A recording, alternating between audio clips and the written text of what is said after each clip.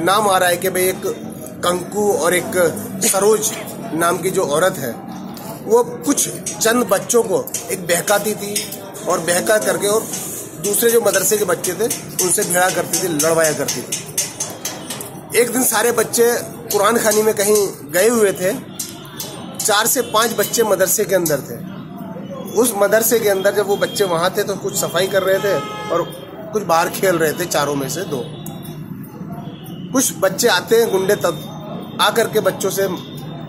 मारपीट करने लगते हैं और उसमें एक अजीम खान जो बच्चा था उसको इतना बेरहमी से पीटते हैं कि उसको पटक करके एक बाइक पर मारते हैं और वो जैसे नीचे गिरता है तो उसकी।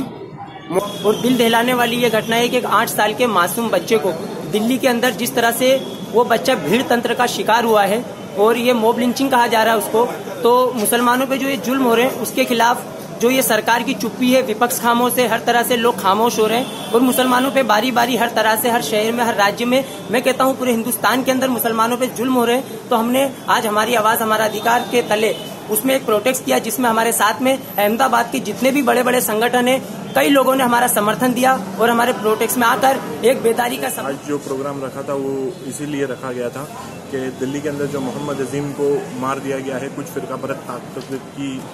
बदमाशी की वजह से, और ये सब कुछ पूरे देश में हो रहा है और